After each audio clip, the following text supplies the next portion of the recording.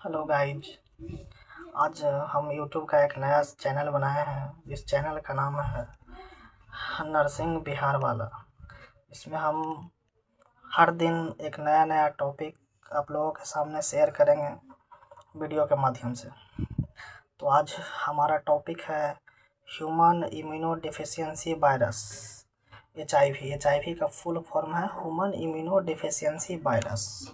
इसमें जो HIV virus होता है वो हमारे इम्यून को इफ़ेक्ट पहुंचाता है। ये सिंगल स्टैंड RNA है और ये रेट्रोलेंटल वायरल से बिलोंग करता है, फैमिली से बिलोंग करता है। ये कैप्सुलेटेड होता है। इसका फिगर है, इसमें फिगर आपको हम दिखा रहे हैं जूम करके। ये फिगर है, इसमें जो HIV होता है वो सिंगल स्टैंड RNA होता है। ये एक रिवर्स ट्रांसक्रिप्टेज होता है, ये प्रोटीएज है और ये इंटीग्रेज है। इसमें दो प्रोटीन पाया जाता है, ग्लोबुलर प्रोटीन ग्लोबुलर प्रोटीन 41 और ग्लोबुलर प्रोटीन 120। फिर हम यहाँ स्टार्ट करेंगे सेलुलर इम्यूनिटी। ये क्या है कि सबसे ज़्यादा ये CD4 सेल को इफेक्ट करता है। हमारे शरीर में CD4 सेल और CD8 सेल पाए जाते हैं।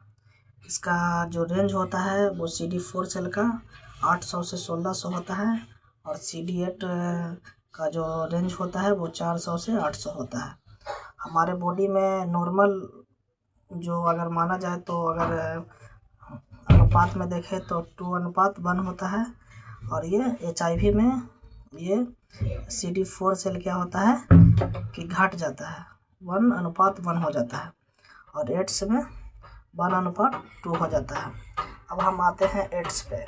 एड्स एक एक्वायर्ड इम्यूनो डिफिशियंसी सिंड्रोम है। ये HIV का सबसे लास्ट स्टेज होता है, जिसमें इस CD4 सेल जो काउंट है वो 200 से भी कम आ जाता है। अब हम बताएंगे कि ये एड्स को और किस नाम से जाना जाता है। तो एड्स को स्लिम्स डिजीज या बास्टिंग सिंड्रोम के नाम से जाना जाता है। हमारे इंडिया में एक वायरस पाया जाता है बॉडी में, ह्यूमन टी लिम्फोट्रोफिक वायरस 3, जिसको HGPGINS-C के नाम से भी को जानते हैं इसको। ये most common variety in India में मोस्ट कॉमन पाया जाता है। इसका विंडो पीरियड होता है वो 3 से 12 वीक तक होता है। अब हम जानेंगे कि एड्स का मोड ऑफ ट्रांसमिशन क्या है, वो किस चीज़ से फैलता है। तो सबसे ज़्यादा रिस्क होता है blood, semen, sperm, ovum, amniotic fluid, pericardial, pleural, peritoneal और सिनोटोनियल फ्लूइड से। और ये नोट रिस्क है सलाइवा, यूरिन, हैंड शेकिंग या ईट टुगेदर, मतलब साथ में खाना खाने से, फेकल या किस या टीयर्स में। इसमें नोट रिस्क है, इसमें से नहीं हो सकता है। अब हम जानेंगे कि most common mode of transmission क्या है। तो unprotected sexual intercourse, infected person, अगर हम लोग इन्फेक्टेड पर्सन के साथ अगर कोई सेक्स करता है तो सबसे ज़्यादा रिस्क होता है। 87% रिस्क है जो unprotected sexual intercourse with in infected person से। इसमें दो है, होमोसेक्सुअल और हेट्रोसेक्सुअल। होमोसेक्सुअल मतलब होम मतलब समान रूप से, मेल मेल और फीमेल फीमेल, ये सबसे डेंजरस है। और हेट्रोसेक्सुअल मतलब असमरूप, जैसे मेल फीमेल और फीमेल मेल, ये मोस्ट कॉमन है। फिर एक है कॉन्टामिनेटेड ब्लड ट्रांसफ्यूजन, जिसमें अगर किसी पर्सन का ब्लड HIV से इफेक्टेड है या एड्स से इफेक्टेड है, अगर उसका ब्लड किसी अदर पर्सन को देते हैं तो इसमें 95 से लेकर 100% तक चांस है कि HIV एड्स हो सकता है। ये मोर डेंजरस है। फिर है एक इन्फेक्टेड IV नीडल या ड्रग्स है।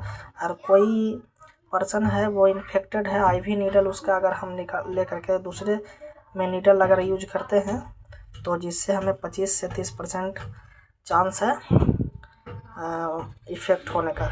फिर है वर्टिब्रल ट्रांसमिशन, जैसे प्रेगनेंसी में अगर कोई मदर है, मदर से बच्चे में होने का 25 से 30% मोड ऑफ ट्रांसमिशन है। ऑक्यूपेशनल में 0.37%, मतलब 300 पर्सन में किसी एक पर्सन को वो हो सकता है। फिर है ब्रेस्ट फीडिंग। ब्रेस्ट फीडिंग में जैसे कि इंडिया के लोग में जितने भी हैं जो माँ का दूध यूज करते हैं, उसके बाद वो क्या करते हैं, चाहे गाय या बकरी का दूध यूज करते हैं, जिसके कारण बच्चे में मोड ऑफ ट्रांसमिशन हो सकता है, फैल सकता है ब्रेस्ट फीडिंग से, और HIV फैल सकता है। वो है 5 से 20% तक। तो हेलो गाइज, आगे हम ऐसे ही अदर वीडियो डालते रहेंगे और आगे रेगुलरली HIV जब तक कंप्लीट ना हो पाए, जब तक हम इसको कम्प्लीटली अगले बार साइन और सिम्टम से हम आगे अगला वीडियो नेक्स्ट वीडियो में आप लोग को हम डालेंगे। तो थैंक यू गाइज, हमारे इस यूट्यूब चैनल नर्सिंग बिहार वाला में आपका बहुत बहुत धन्यवाद, और नेक्स्ट वीडियो का इंतज़ार करें, मैं आपको जल्द ही नेक्स्ट वीडियो प्रोवाइड करवाऊँगा। Thank you.